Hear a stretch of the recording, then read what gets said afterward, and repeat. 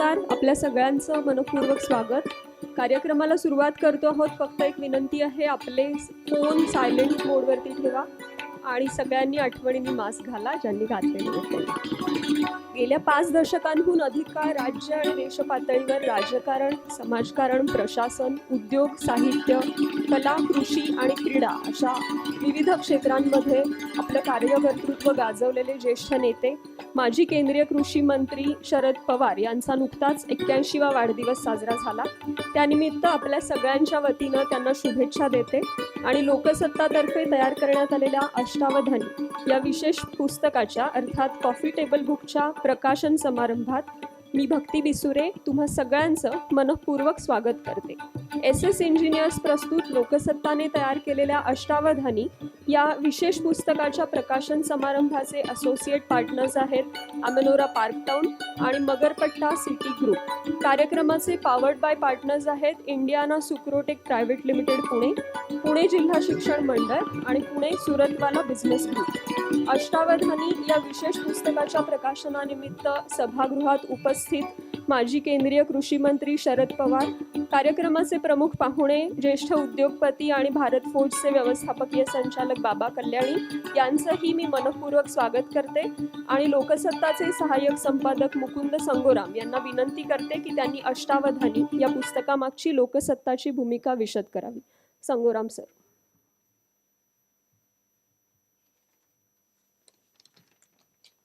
नमस्कार. या छोटेखानी पण अतिशय महत्त्वाच्या अशा कार्यक्रमात तुमच्या सगळ्यांचं पुन्हा एकदा लोकसत्ताच्या वतीनं स्वागत. शरदरावांबद्दल इतक्या जणांनी इतक्या पद्धतीनं लिहिलेलं आहे आणि इतके जण बोललेले आहेत. त्यांनी स्वतः पण एक पुस्तक लिहिलेलं आहे, लोक माझा सांगती. त्याच्या पलीकडेही शरद पवार उरतात.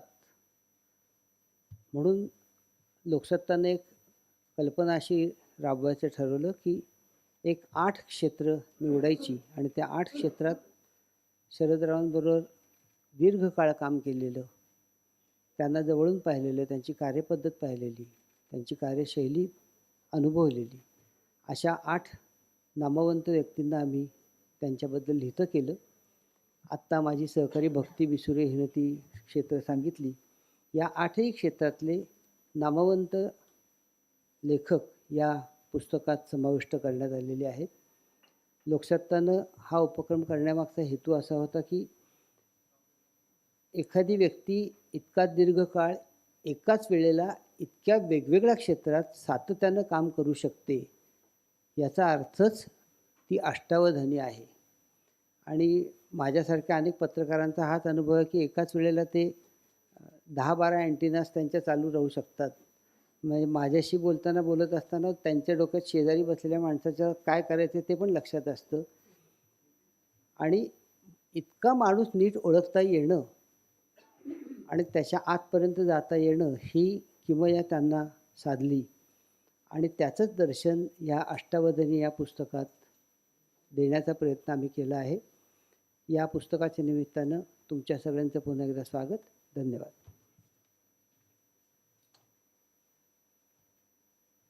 SS इंजिनियर्स प्रस्तुत लोकसत्ताने तयार केलेल्या अष्टावधानी या विशेष पुस्तकाच्या प्रकाशन समारंभाचे असोसिएट पार्टनर्स आहेत Amanora park town, Magarpatta city group. कार्यक्रमाचे पॉवर्ड बाय पार्टनर्स आहेत Indiana Sucrotech private limited Pune, Pune जिल्हा शिक्षण मंडळ आणि पुणे सुरतवाला बिझनेस ग्रुप. यानंतर मी ज्येष्ठ उद्योगपती माननीय बाबा कल्याणी यांना विनंती करते की त्यांनी व्यासपीठावरती यावं. आजच्या कार्यक्रमाचे असोसिएट पार्टनर अमेनोरा पार्क टाउनच्या अनिरुद्ध देशपांडे यांनाही विनंती करते की त्यांनी बाबा कल्याणी यांचं स्वागत करण्यासाठी व्यासपीठावर यावं.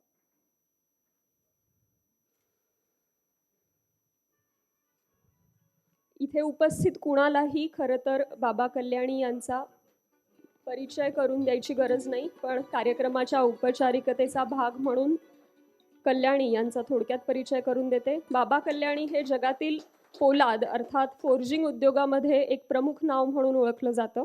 भारत फोर्ज ही त्यांची कंपनी पोलाद उद्योगाच्या जगामध्ये भारताचं प्रतिनिधित्व करते. देशाच्या संरक्षण उत्पादन अर्थात डिफेन्स मॅन्युफॅक्चरिंग क्षेत्रातही कल्याणी यांच्या भारत फोर्ज या कंपनीचं योगदान अनन्यसाधारण आहे. 2008मध्ये भारत सरकारतर्फे पद्मविभूषण या नागरी सन्मानाने त्यांचा गौरव सुद्धा करण्यात आलाय. मी कल्याणी सरांना विनंती करते की त्यांनी आपल्याशी संवाद साधावा.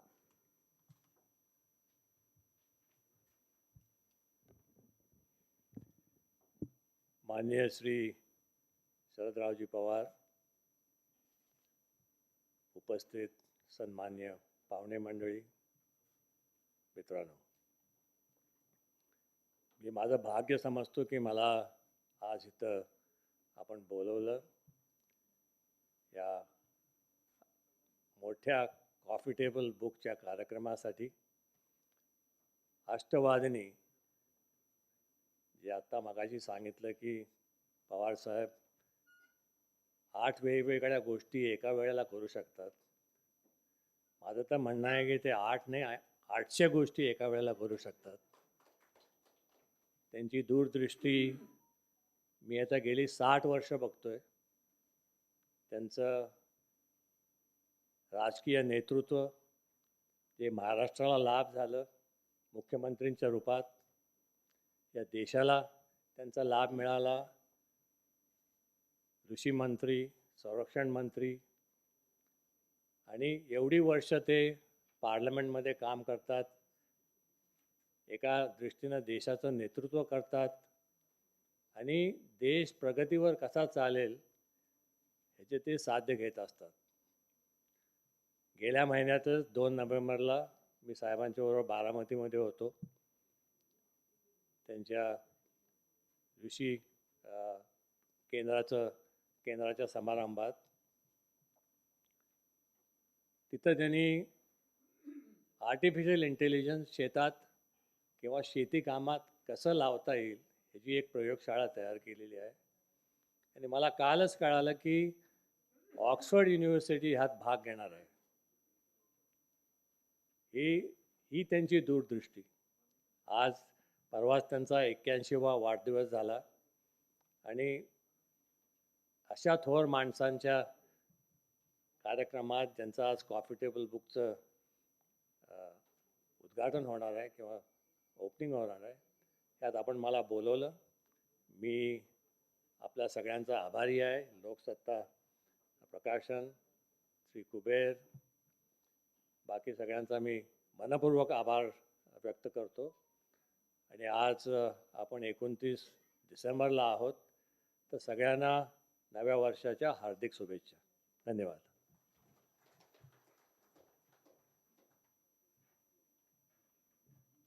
सर, एकच मिनिट, आपण व्यासपीठावर थांबावी विनंती.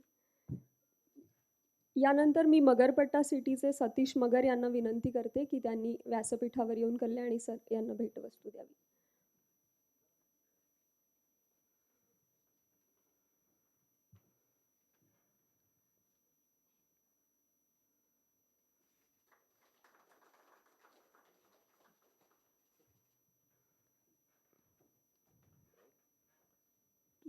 प्लीज.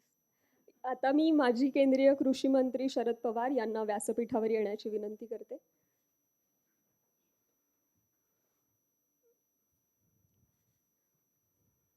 आता SS इंजिनियर्सचे श्री SB भड यांना विनंती आहे की त्यांनी व्यासपीठावर येऊन पवार साहेबांचं स्वागत करावं.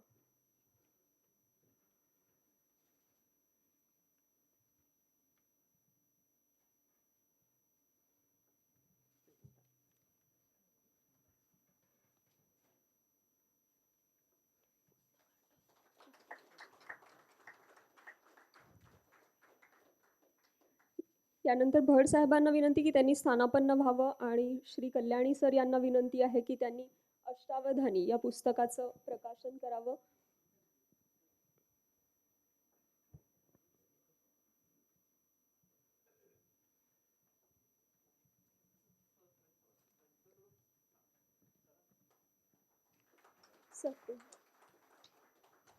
आता कार्यक्रमाचे टायटल स्पॉन्सर्स SS इंजिनियर्सचे SB Bhad sir, associate partners Amanora park टाउनचे अनिरुद्ध देशपांडे, मगरपट्टा सिटी ग्रुपचे Satish Magar, powered by partner Indiana Sucrotech private लिमिटेडचे श्री PK बेलसरे, पुणे जिल्हा शिक्षण मंडळाचे ॲडव्होकेट संदीप कदम आणि सुरतवाला बिझनेस ग्रुपचे जतीन सुरतवाला यांना विनंती आहे की त्यांनी ग्रुप फोटोसाठी कृपया स्टेजवर यावं.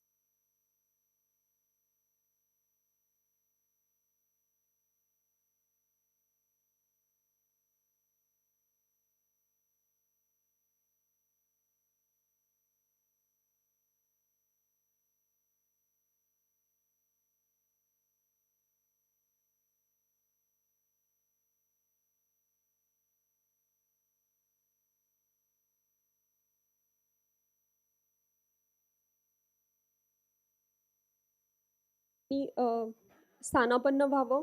आणि आता लोकसत्ताचे संपादक गिरीश कुबेर हे पवार साहेबांची मुलाखत घेणार आहेत.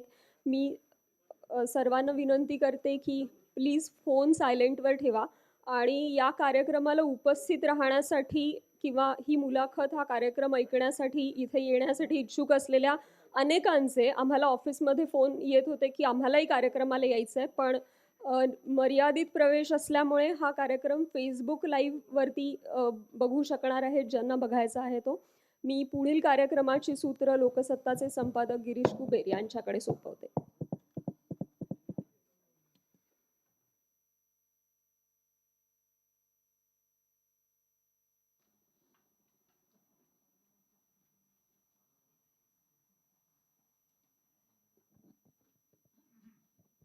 नमस्कार. आपलं सगळ्यांचं या वर्षाअखेरच्या काही दिवसातल्या दुपारी मनापासून स्वागत. अष्टावधानीचं प्रकाशन झालेलंच आहे आणि या निमित्तानं अष्टावधानी असलेल्या आणि म्हणजे काय या अर्थानं समजावून सांगू शकणाऱ्या अशा पवारसाहेबांची बातचीत करायची आहे. 3 टप्पे याच्यामध्ये असायला हवेत असं माझा प्रयत्न होता आणि आहे. त्यांच्या आत्मचरित्रातही काही मुद्दे आले नसतील, त्यांना स्पर्श करावा. राजकारण गेल्या काही महिन्यात प्रचंड प्रमाणावर बदललेलं आहे. त्याच्यामुळे जवळपास 60 वर्षाचा काळ त्यांनी पाहिलेला आहे. महाराष्ट्राच्या जन्मापासून समाजकारणामध्ये राजकारणामध्ये आहेत. तर त्याच्यामुळे थोडासा भूतकाळ, वर्तमान तर आहेच, आकर्षक वर्तमान आहे. बरंच काय काय घडतं आहे, त्याच्यामुळे वर्तमानाविषयी भाष्य आवश्यक आहे. आणि अर्थातच तिसरा मुद्दा तो सगळा आमच्या व्यवसायाच्या दृष्टीनं महत्त्वाचा असा भविष्यकाळाचा. त्याच्यामुळे त्या विषयावरती पण त्यांच्याकडून जाणून घ्यायला मला आवडेल. कारण म्हणजे एकेकाळी महाराष्ट्रामध्ये काहीही घडलं की पवारसाहेबांचा हात आहे या स्वरूपाची एकंदर चर्चा असायची. तर त्याच्यामुळे त्या इतिहासापासून मला असं वाटतं की सुरुवात करायला हवी. वयाच्या 38व्या वर्षी मुख्यमंत्री होणं वगैरे ते सगळं आपल्याला माहिती आहे.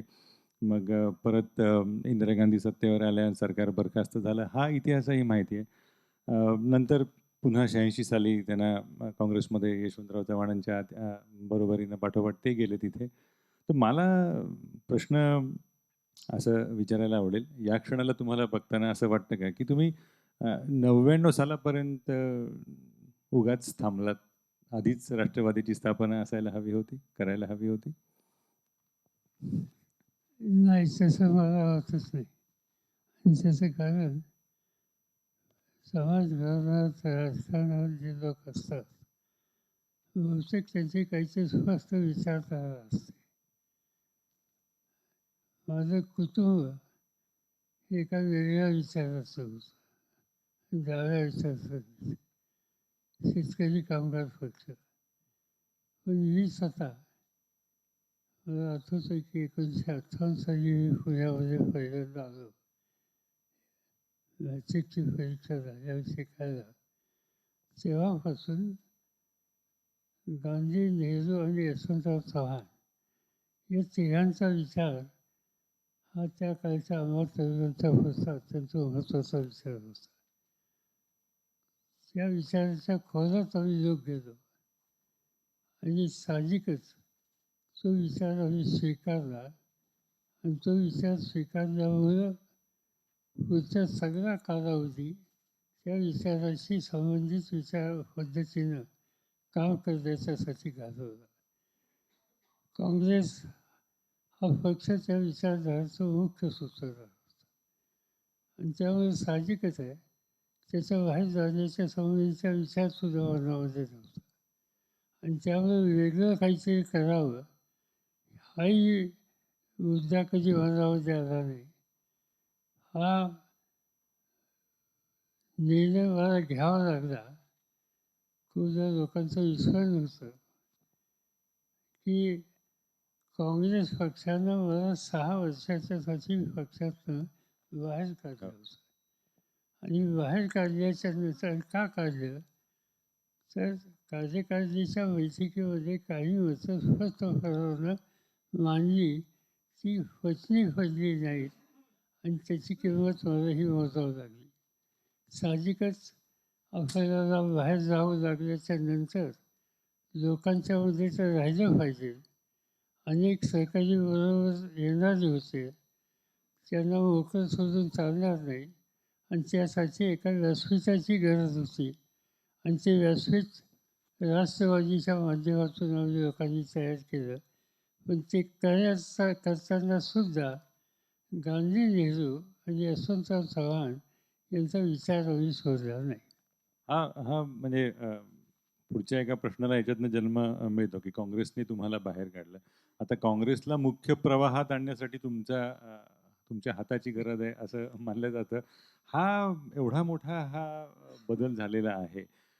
तुमच्या वैचारिकतेमध्ये तुम्ही हे सगळं कसं सामावून घेता? कारण आत्मचरित्रात पण तो उल्लेख आहे. मागेही एकदा बोलताना तुम्ही म्हणाला होतात की सोनिया गांधींनी खूप दुस्वास तुमचा केला किंवा स्पर्धात्मक भावना होती त्याच्यामुळे त्यांनी अविश्वास दाखवला आणि आता तुम्हाला काँग्रेसकडे किंवा काँग्रेसला खरं म्हणजे तुमची मदतीची गरज आहे. यावेळेला हा सगळा प्रवास तुम्ही बघताना ते कसं होणार असं वाटतंय तुम्हाला? मला स्वतःला असं वाटतं की समविचारी घटकांनी एकत्र येण्याची आज देशामध्ये गरज आहे. तसं एकंदर देशाचं चित्र हे अस्वस्थ करणारं चित्र आहे. आम्ही संसदेमध्ये बघतो, संसदेमध्ये आता अगदी शेवटचा कालचा अधिवेशन संपलं त्याच्यात एक मोठा वादग्रस्त प्रश्न होता. शेती प्रश्नावर 3 कायदे हे सदनाच्या समोर आणले. कायदे येतात त्याची चर्चा करता येते. खरं सांगायचं म्हणजे त्या कायद्यांची पार्श्वभूमी अशी आहे की स्वतः शेतीमंत्री असताना त्या कायद्याच्या संबंधीची चर्चा केली की देशातल्या सगळ्या कृषीमंत्री आणि मुख्यमंत्री यांना घेऊन 3-4 दिवस सविस्तर चर्चा करून काही सुधारणा करण्याच्या संबंधीचा विचार करून आम्ही ड्राफ्ट हा तयार केला. नंतर सरकार बदललं. पुढच्या 5 वर्षात त्याचा हात कोणी लावला नाही. जो मसुदा तसाच होऊन राहिला आणि कालचं अधिवेशन आलं त्यावेळेला एकदम त्या मसुद्यात बदल करून सदनाच्या समोर ती बिलं आली. ठीक आहे, बिलं येतात, चर्चा आम्ही करतो, त्यासंबंधीची मतं मांडतो, प्रसंगी मतदानही करतो आणि शेवटी अंतिम निर्णय होतात. या तिन्ही बिलांचं वैशिष्ट्य असं होतं की सवन चर्चा साधारणतः 3 ते 5 मिनिटात संपवली. याचा अर्थ चर्चाच करायची नव्हती आणि चर्चाच करायची नाही ही भूमिका स्वीकारल्याच्या नंतर गोंधळामध्ये ती बिलं मंजूर करण्यात आली आणि साहजिकच देशामध्ये विविध राजकीय पक्षांच्यामध्ये एक वेगळं वातावरण तयार झालं आणि या पद्धतीनं महत्त्वाचे कायदे या देशात सतत होणार असतील आणि सुसंवाद हा बाजूला ठेवला जात असेल तर आता आपण भरतीकडे चाललेलं त्याची वेगळीच खबरदारी घेतली नाही तर काही समस्यांना तोंड द्यावं लागेल. या भावनेनं आज एकत्र येण्याची गरज वाटते आणि ते काम आम्ही लोक करतो. त्या मुद्द्याकडे यावंच लागेल कारण तो भविष्याशी निगडीत आहे. पण शेती कायद्यांचा तुम्ही उल्लेख केला. त्याचा जन्म तुमच्या काळात झालेला होता. तर तुमचे टीकाकार सुद्धा, कडवे टीकाकार सुद्धा एक मान्य करतात एक मुद्दा, की तुम्ही देशातले आत्तापर्यंत ते सगळ्यात चांगले कृषीविषयक खात्याचे मंत्री होतात. पण त्या विधेयकाचा पाठपुरावा या सरकारने केल्यानंतर तुमची भूमिका बदलली असा आरोप केला जातो. तो तुम्हाला मान्य आहे का? पण ते खरं नाही, कारण त्याच्यात असं आहे की आम्ही ड्राफ्ट केला होता, पण त्या ड्राफ्टमध्ये 50% बदल केला. बदल करायलाही माझी तक्रार नाही, पण याची चर्चा झाली पाहिजे. कारण आपण कायदा करतोय, देशासाठी करतोय. देशातले सगळी शेती अर्थव्यवस्थेत त्याचे दूरगामी परिणाम होणार आहेत. आणि त्यामुळं अशाची विनाचर्चा निर्णय घेणं योग्य नव्हतं. पुन्हा एकदा मी इतिहासाकडे जातो कारण इतिहासातले काही प्रश्न खूप अनुत्तरित वाटतात. एक म्हणजे तुम्ही दिल्लीला उत्तम काम करत होतात. तुमच्याच गुटातले म्हणता येतील असे सुधाकरराव नाईक महाराष्ट्राचे मुख्यमंत्री होते. मग ते काय बॉम्बस्फोट अमुक-तमुक जी काही कारणं झाली ती झाली. तुम्ही काँग्रेस पक्षाध्यक्ष पदाच्या निवडणुकीला उभे राहणार होतात किंवा तुमचा तसा इरादाही होता. तर तसं काही दिसल्यामुळे तुम्हाला महाराष्ट्रामध्ये परत पदी पाठवलं गेलं असं एक मानलं जातं? नाही, असंही काँग्रेस पक्षाच्या अध्यक्षपदाची निवडणूक मी केली. मी स्वतः उभं राहिलो सीताराम केशरींच्या विरुद्ध. पण उत्तर हिंदुस्थानातल्या आमच्या सगळ्या सहकाऱ्यांनी सीताराम केशरींना पाठिंबा दिला. दक्षिणेतल्या लोकांनी मला दिला आणि साहजिकच त्यांची संख्या अधिक असल्याच्यामुळे मला यश आलं नाही. ही वस्तुस्थिती आहे. पण तुम्हाला म्हणजे तुमचा निर्णय होता महाराष्ट्रात मुख्यमंत्रीपदी परत येण्याचा? अजिबात नव्हतं. म्हणजे मुंबई ज्यावेळेला हा बावली वर्दीचा प्रश्न आला आणि त्यानंतर दंगली झाल्या, जवळपास 14 ते 15 दिवस मुंबईचं सगळं जनजीवन उद्ध्वस्त झालं. मी संरक्षण मंत्री होतो आणि मला सांगण्यात आलं की तुम्ही जाऊन इथं बसा. मी आलो, पण माझी एक गोष्ट लक्षात आली की डिसिजन मेकिंग अथॉरिटी एकच असली पाहिजे अशा क्रायसिसमध्ये.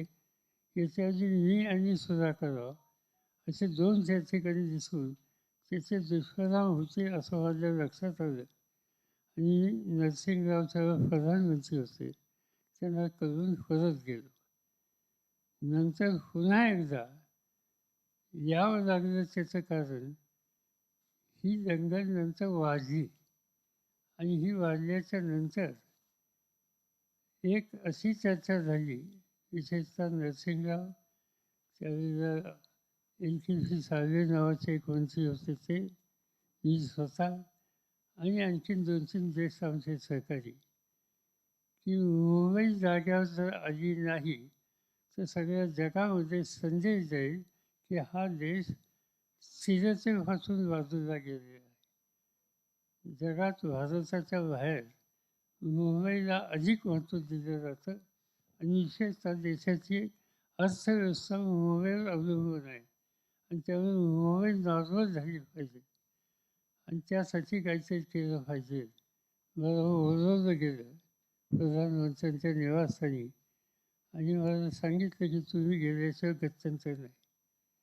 माझी जायची अजिबात इच्छा नव्हती. जवळपास 6-6.5 तास मला अत्यंत आग्रह करण्यात आला आणि शेवटी थोडंसं इमोशनल काही गोष्टी सांगितल्या की ज्या राज्यात तुम्ही वाढला, ज्या राज्यातून इथपर्यंत तुम्ही आला, ते राज्य जळतं आहे आणि अशा वेळी तुम्ही या ठिकाणी जर जबाबदारी घेत नसाल तेच आम्हाला दुःख होतं वगैरे वगैरे. आणि त्यामुळे साहजिकच शेवटी त्या परिस्थितीमध्ये मला याचा निर्णय घ्यावा लागला. त्यामुळे तुमच्या राष्ट्रीय नेते पदाच्या एकंदर ती जी प्रतिमा तयार होत होती त्याला थोडा अडथळा निर्माण झाला असं वाटतं परत महाराष्ट्रामध्ये आल्याने? नाही, असेल कदाचित. पण दुसरी गोष्ट अशी होती, एक गोष्ट तुम्ही लक्षात ठेवा, जर तुम्हाला आठवत असेल तर, मी आलो 6 डिसेंबरला होते, 6 जूनला किंवा असं काही. आणि त्याच्यानंतर आल्याच्या नंतर मी मुंबईत वेगवेगळ्या भागामध्ये जाऊन वेगवेगळ्या जाती जमाती भाषेच्या लोकांना एकत्र बसून एक वाक्यता कशी करता येईल याचे प्रयत्न सुरू केले. 6 दिवसांनी मी सकाळी मंत्रालयात गेलो आणि माझ्या चेंबरच्या बाहेर मोठे आवाज आले. आवाज आले तर लक्षात आलं काहीतरी गडबड आहे. अगदी मंत्रालयाच्या काचा सुद्धा फुटल्या. तर मी लोकांना बघितलं तर लोक पळत होते. चौकशी केली तर सांगितलं की एअर इंडियाच्या इमारतीच्या बाहेर वावरा झाला. आणि साहजिकच आहे की आता वावरा तिथे झाला याचा अर्थ काहीतरी संकटाला तोंड द्यावं लागलं.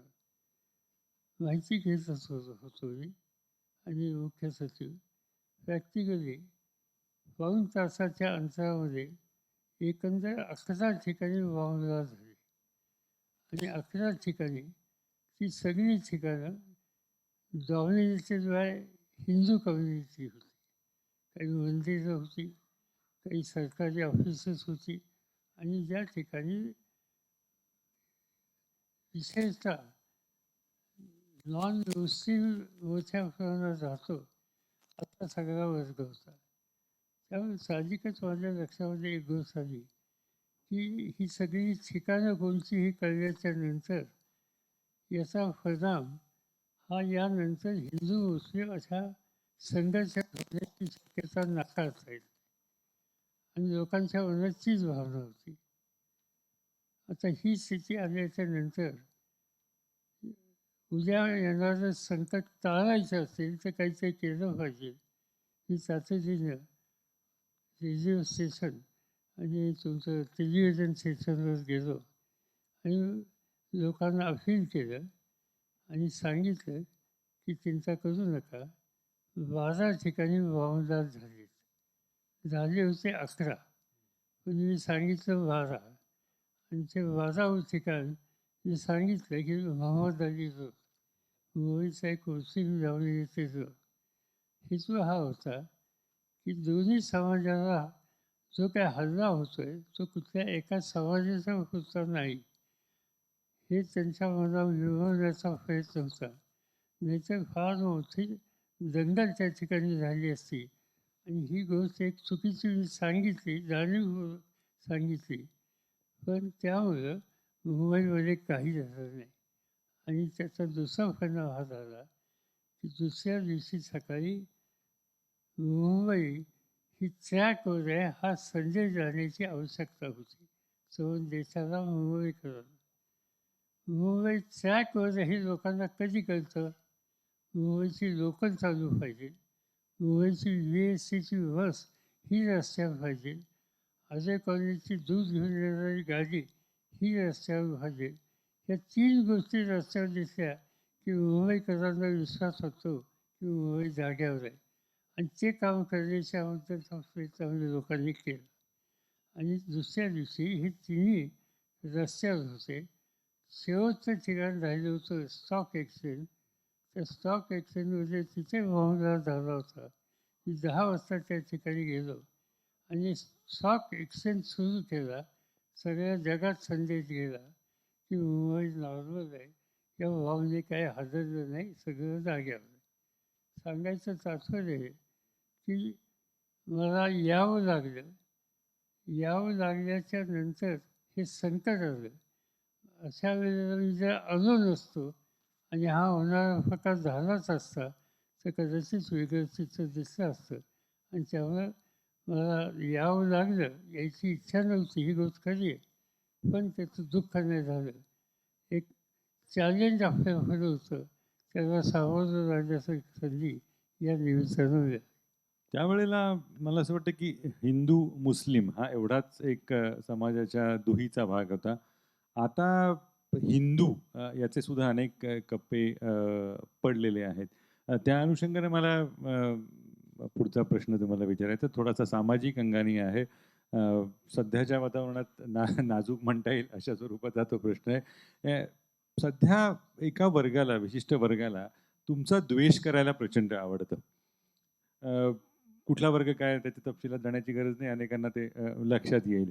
त्याचं तुमच्या मते काय कारण? म्हणजे मी तपशिलाचा भाग म्हणून सांगतो, की एकीकडे तुमच्या जवळच्या मित्रमंडळींमध्ये तर्कतीर्थ लक्ष्मणशास्त्री जोशी होते, गोविंदराव तळवळकर होते, रवी बापट होते, बाबा कल्याणी आहेत, अविनाश वाडदेकर होते. म्हणजे अशा आडनावाची सगळी माणसं तुमच्या जवळपास त्यावेळेला होती.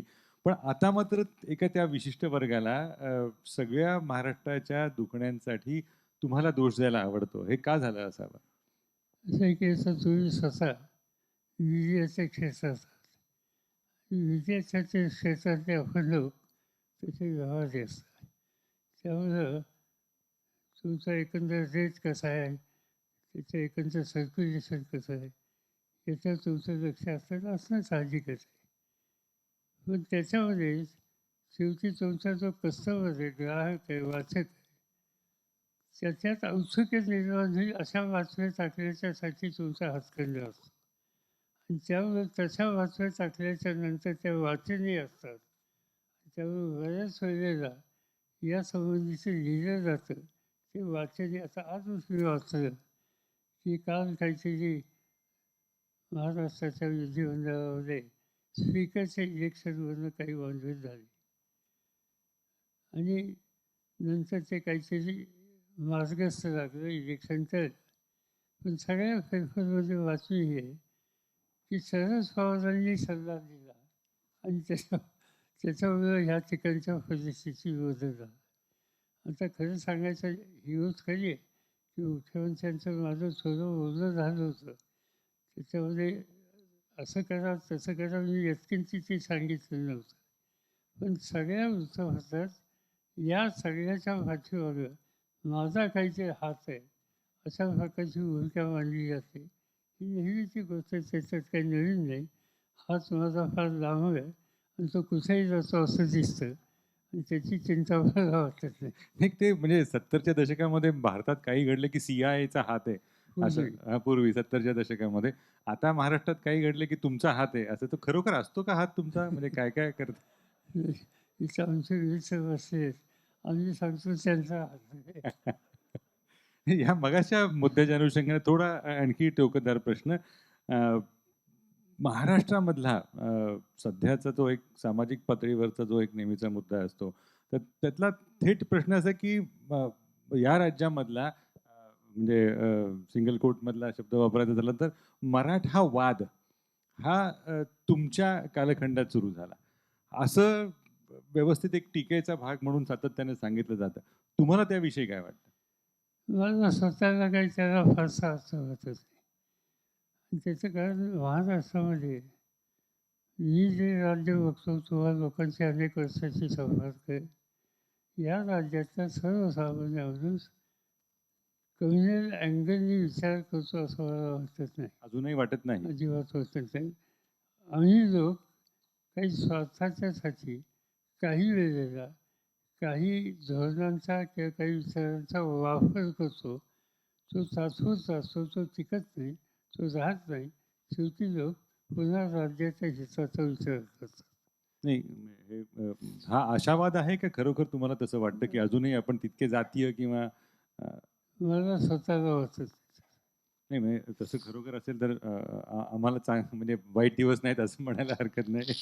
याचा पुढचा भाग या मुद्द्याचा, महाराष्ट्राचा आधुनिक इतिहास हा 2 टप्प्यामध्ये विभागला जातो. एक 95 पूर्वीचा महाराष्ट्र आणि 95 नंतरचा महाराष्ट्र. 95 साली पहिल्यांदा भाजप सेनेचं सरकार महाराष्ट्रामध्ये आलं. मनोहर जोशी मुख्यमंत्री झाले. माझा प्रश्न असा आहे की त्यावेळेला सुद्धा म्हणजे मी पत्रकारितेमध्ये होतो, लहान म्हणजे उमेदवारीच्या कालखंडामध्ये बघत होतो ते सगळं. तेव्हा सुद्धा एक टीका केली अशी जायची, त्याच्यात सतत मुद्दा असायचा की मनोहर जोशी जरी मुख्यमंत्री असले तरी ते पवारांचं सरकार आहे. आता माझा प्रश्न असा की ते गुपित तेव्हा कळलं नाही, ते गुपित आता उद्धव ठाकरे मुख्यमंत्री झाल्यामुळे उघड झालं असं म्हणता येईल? नाही. आत्ताचं जे सरकार आहे, आता खरं सांगायचं म्हणजे आत्ताचं सरकार हे आमच्या भाजपच्या विचारांच्या त्यांच्या संबंधीने म्हणत नाही, पण त्यांच्या कृपेने आहे.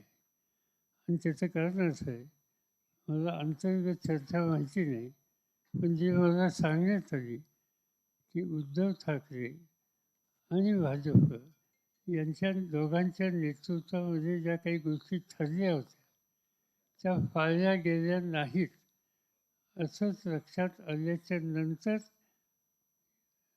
उद्धव ठाकरेंनी काही वेगळी भूमिका घेतली.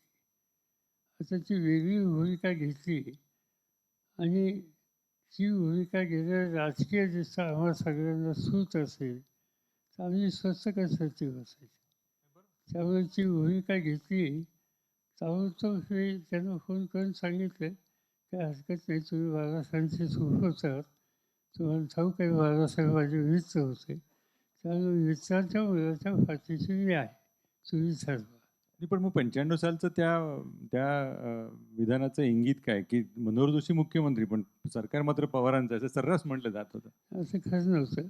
थोडीशी एक गोष्ट खरी आहे की त्यावेळेला मंत्रिमंडळातले अनेक मंत्री आयुष्यात पहिल्यांदा प्रशासनाच्या कामात होते आणि थोडंसं म्हणजे बाळासाहेब ठाकरेंचं मी एक वैशिष्ट्य सांगतो की आमचे मतभेद होते.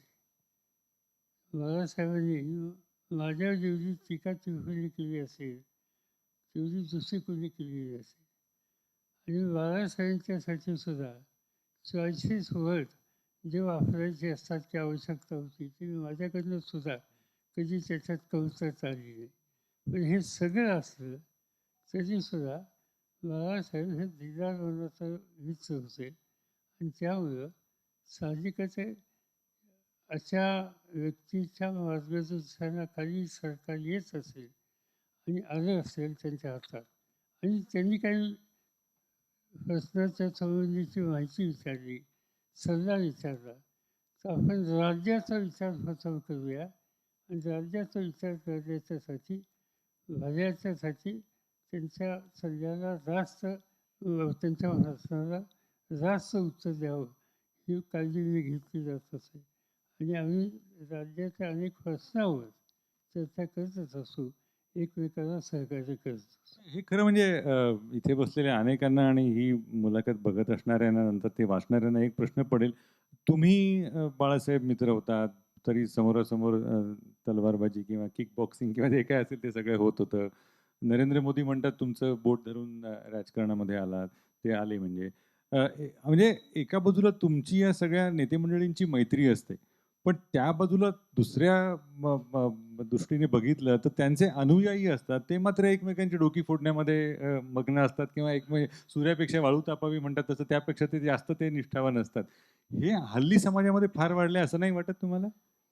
हल्ली हे मतभेद वाढले, कटुता वाढते, याच्यात व्यक्तिगत असता कामा नये हा माझा दृष्टिकोन. तुम्ही सांगितलं तर नरेंद्र मोदी गुजरातचे मुख्यमंत्री होते, मी केंद्र सरकारमध्ये होतो आणि ज्या ज्या वेळेला प्रधानमंत्री देशातल्या मुख्यमंत्र्यांच्या बैठका बोलवायचे त्यावेळेला मनमोहन सिंग सरकारवर सगळ्यात जास्त अटॅक नरेंद्र मोदी करायचे.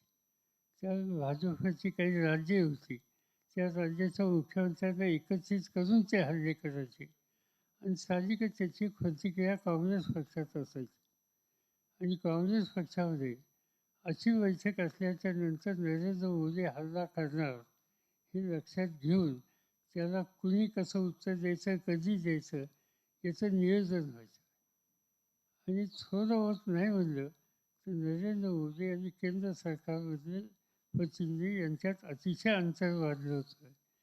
नरेंद्र मोदींना कुठल्याही प्रश्नाच्यासाठी कुणाशी सुसंवाद साधावा असा एकही मंत्री केंद्रामध्ये राहिलेला नव्हता एक्सेप्ट मी. आणि त्याचं कारण असं होतं की माझ्याकडे यायचे. हा प्रश्न एकदा मंत्रिमंडळात काही काँग्रेसच्या मंत्र्यांनी काढला आणि मी स्वच्छ सांगितलं की नरेंद्र मोदींचा पक्ष त्यांचं राजकारण याच्याशी तुमचे माझे त्यांचे मतभेद आहेत, पण ते एका राज्याचे मुख्यमंत्री आहेत. त्या राज्यातल्या जनतेने त्यांच्या हातात सत्ता दिलेली आहे आणि त्या राज्यातल्या लोकांच्या हिताचा प्रश्न ते घेऊन आल्यावर आपण केंद्रामध्ये बसलो, आपली राष्ट्रीय जबाबदारी आहे आणि त्यामुळं आपला राजकारणाचे मतभेद राज्याच्या जनतेच्या हिताच्या आड जातील असे इथपर्यंत जाऊन देता कामा नयेत आणि मला सांगायला हरकत नाही, मनमोहन सिंगांनी माझ्या मताला पाठिंबा दिला. आणि त्या सगळ्या काळामध्ये मी एकटाच सेंट्रलचा मिनिस्टर गुजरातमध्ये गुजरात सरकारच्या विनंतीवरून जात असे, त्यांच्या प्रत्येक प्रश्नात लक्ष घालत असे. आणि विशेषतः त्यावेळी एक नर्मदेच्या आत हा एक प्रश्न होता पाण्याचा, त्याच्यात महाराष्ट्राचाही प्रश्न, गुजरातचाही प्रश्न आणि मध्य प्रदेशचाही प्रश्न होता. आता या प्रश्नावर एकत्रित बसून जर मार्ग निघाला तर तो काढायचा प्रयत्न करावा. आणि याच्यासाठी जोपर्यंत गुजरात आणि महाराष्ट्र एकच येत नाही तोपर्यंत त्याचं सोल्युशन नव्हतं. आणि म्हणून महाराष्ट्राचे त्यावेळचे मुख्यमंत्री आणि गुजरातच्या मुख्यमंत्र्यांना एकत्र बसून त्यातून मार्ग काढायचा आम्ही प्रयत्न केला. हा अप्रोच त्यावेळी ठेवला आणि तो अप्रोच आजही माझा आहे. त्या अनुषंगाने दोन प्रश्न निर्माण होतात. ही गोष्ट खरी आहे का, की ही अनेकांकडून कानावर येते, अधिकारी वर्ग असेल, राजकारणी वर्ग असेल, की त्यावेळेला मोदींच्या मागे काँग्रेस सरकार अगदी हात धुवून लागलं होतं, CBI वगैरे यंत्रणा. तर त्यावेळेला मुख्यमंत्र्यावरती जो निवडून आलेला मुख्यमंत्री आहे त्याच्यावरती केंद्र सरकारच्या अशा कुठल्याही यंत्रणेनं कारवाई करू नये या मताचे तुम्ही होतात, आणि तुम्ही आणि मनमोहन सिंग दोघे जण होतात, आणि त्याविरुद्ध बाकीचा सगळा काँग्रेसचा नेतृत्व गण होता, आणि त्याच्यामुळे मोदींवरती त्यावेळेला कारवाई झाली नाही. हे त्याच्यामध्ये कितपत तथ्य आहे? नाही, फारशी खरं आहे. म्हणजे मी आणि प्रधानमंत्री आम्ही दोघांचं अगदी आग्रही मत होतं की आपण सुडाचं राजकारण कधी करता कामा नये. मतभेद होतात, निवडणुकीत एकमेकाच्या संबंधी काय बोलायचं असेल, काय उद्योग करायचा ते आपण करूया, पण एका चौकटीच्या बाहेर आपण कधी जाता कामा नये, ते आम्ही जाऊन दिलं नाही. पण त्याच्यावर आमच्या काही सहकाऱ्यांनी त्यावेळच्या गुजरात सरकारमधल्या काही सहकाऱ्यांच्या बाबतीत वेगळी भूमिका घेतली, चोकाची भूमिका घेतली, आणि आम्ही जो विचार करतो त्याच्याशी सुसंगत ही भूमिका नव्हती. ही वस्तुस्थिती आहे. त्याच्यामुळे आता काही जण असं म्हणतात, म्हणजे गिरीश बापट म्हणतात की नाही माहिती नाही, की भाजपच्या नेत्यांना सुद्धा मोदींकडे भेट हवी असेल तर ती तुम्ही सांगितलं तर पटकन मिळते. नाही, हे खरं नाही. हे म्हणजे पुन्हा याच विचार देश वाजवण्याचा विचार आहे.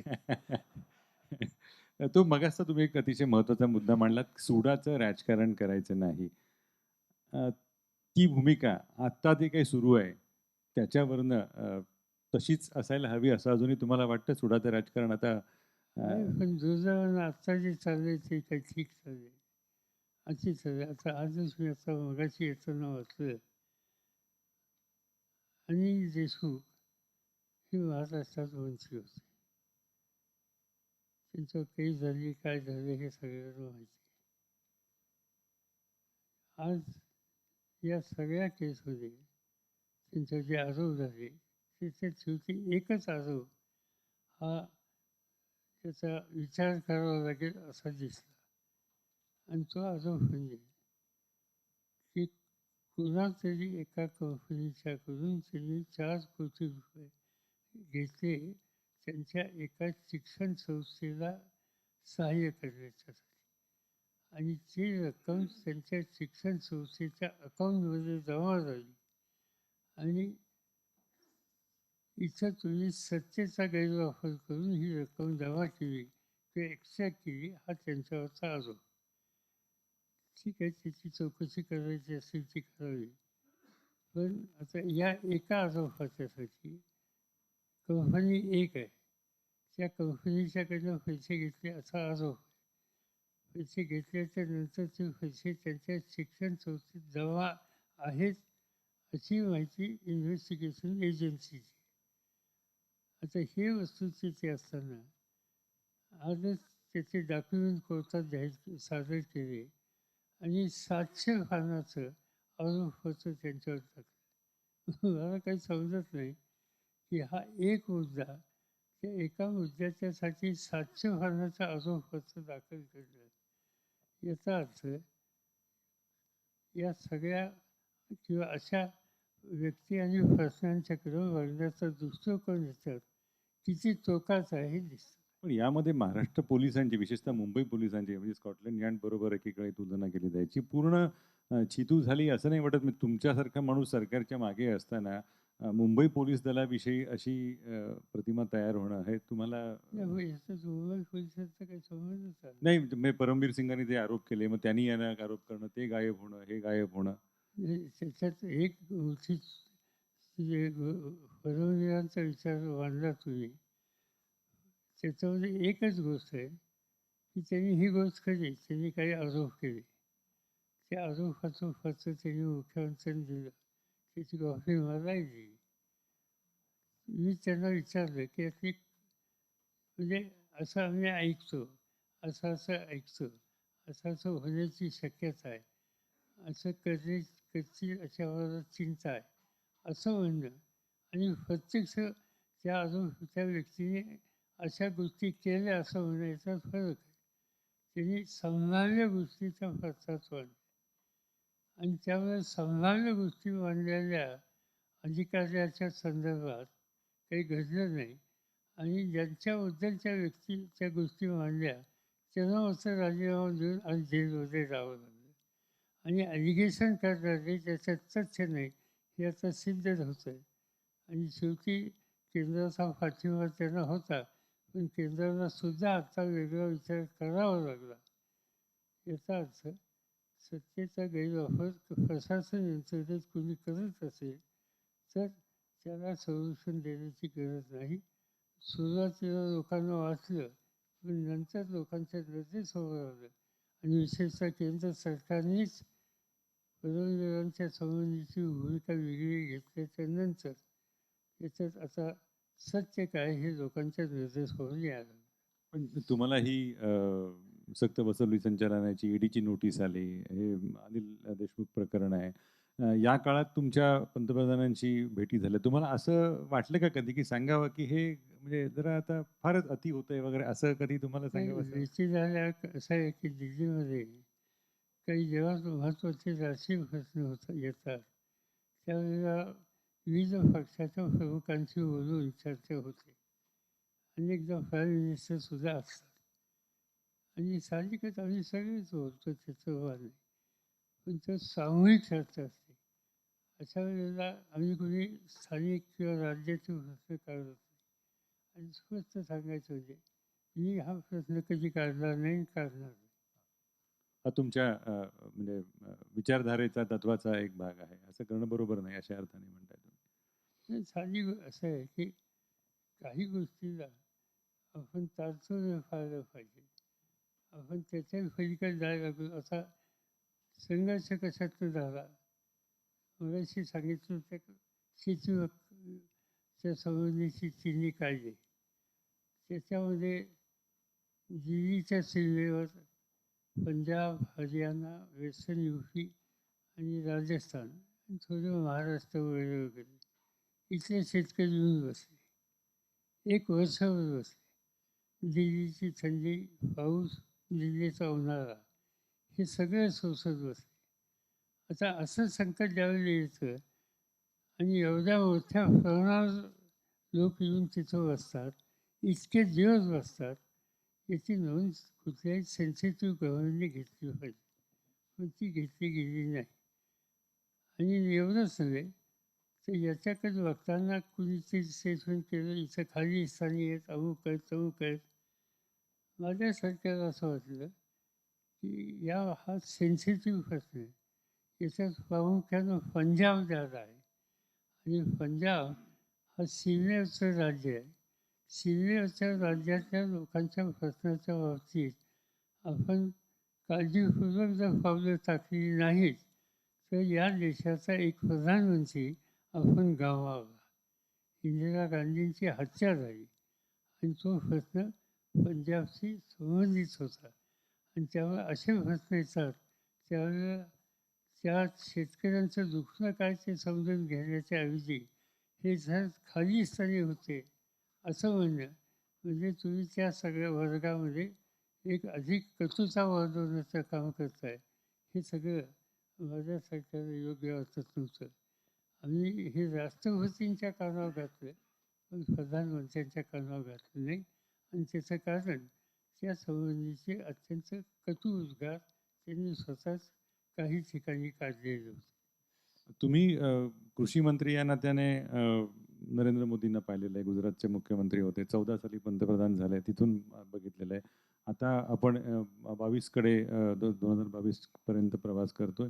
या काळात नेता, व्यक्ती या अर्थानं मोदींमध्ये काय बदल झालेत असं तुम्हाला वाटतं? आणि ते त्याचा राजकीय परिणाम काय असू शकेल अशी तुमची धारणा आहे? मला स्वतःला काही त्याचे म्हणजे काही बदल झाला असं दिसत नाही.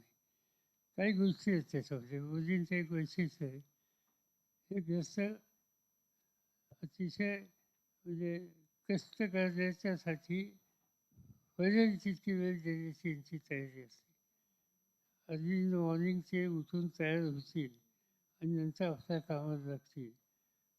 त्यांना म्हणजे आपल्या हातात असलेलं काम हे पूर्णत्वाला नेल्याशिवाय आपण थांबायचं नाही, हा त्यांचा स्वभाव आहे.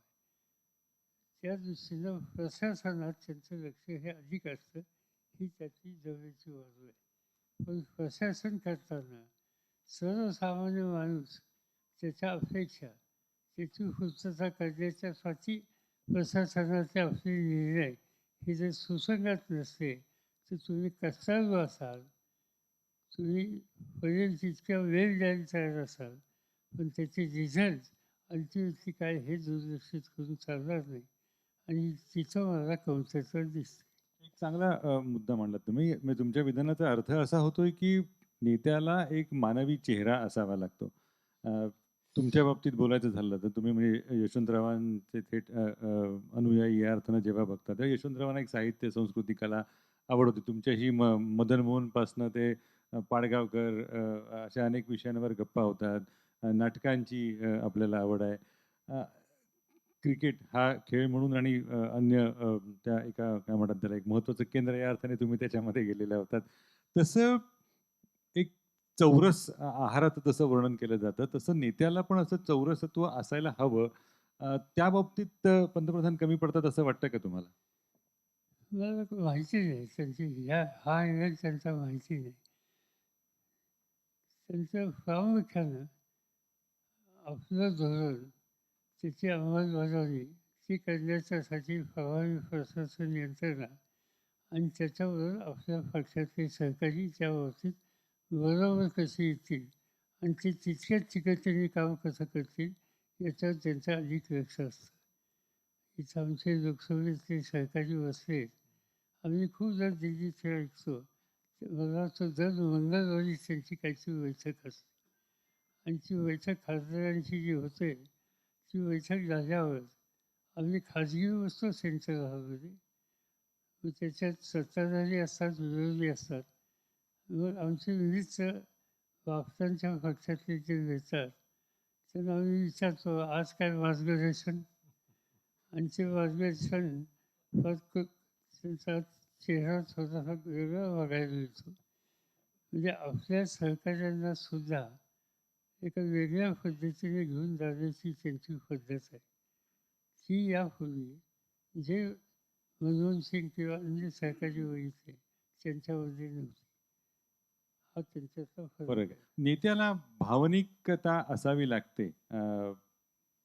हे तुम्हाला कितपत पटतं? आणि तुम्ही म्हणजे कर्तव्य या अर्थाने तुमची साहजिक असं आहे की दोन प्रकारे म्हणजे असं तुम्ही सांगितलं, मला साहित्यात रुची आहे, मला काव्यामध्ये रुची आहे, मला खेळामध्ये रुची आहे, पण आवड म्हणून नाही. पण खूपदा आम्ही लोक व्यवहार म्हणून आणि उद्या राजकारणात आम्हाला हे सूट होईल म्हणून सुद्धा यातल्या काही क्षेत्रात जात असतो. आता तुम्हाला लोकांना हे माहिती नाही असं दिसतंय, तर मी ज्या वेळेला क्रिकेट कौन्सिल बोर्डाचा अध्यक्ष होतो त्यावेळेला गुजरातचे अध्यक्ष नरेंद्र मोदी होते. त्यामुळं नरेंद्र ती मोदी क्रिकेट सुद्धा मॅच तेव्हापासून चालू आहे. ती तुमच्यातली मॅच तेव्हापासून चालू आहे. म्हणजे त्यांनी सुद्धा त्याच्यात लक्ष घातलं. ते थोडे दिवस झाले, त्याच्यानंतर अमित शहा झाले. आता अमित शहानी ते सोडलं, आता त्यांचे चिरंजीव आहेत. पण सांगायचं तात्पर्य असं की इथं या खेळाच्या संघटनेचा उपयोग आपली राजकीय शक्ती प्रतिष्ठा स्थान वाढवण्याच्यासाठी करावं या हेतूनं कुणी आलं होतं का काय अशी शंका त्याच्यात दिसते. बाकीच्या खेळात कोणाचा रस नव्हता. पुन्हा एकदा थोडं महाराष्ट्रामध्ये आणतो. देवेंद्र फडणवीस जेव्हा मुख्यमंत्री झाले, तुम्ही मगाशी तो सामाजिक त्याचा किंवा दुहीचा उल्लेख केला की तशी नाही आहे असं तुम्ही मानता. त्यावेळेला सरसकटपणे एक टीका अशी झाली की महाराष्ट्रामध्ये पेशवाई आली.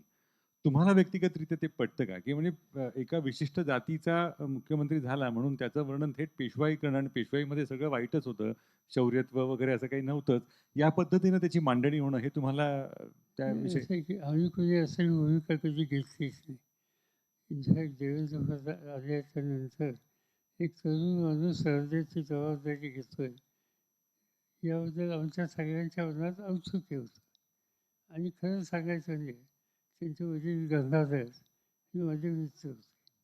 आम्ही दोघे एकच होतो. ते महाराष्ट्राच्या विधिमंडळात होते, वि विधानसभेत होते, ते विधान परिषदेमध्ये होते.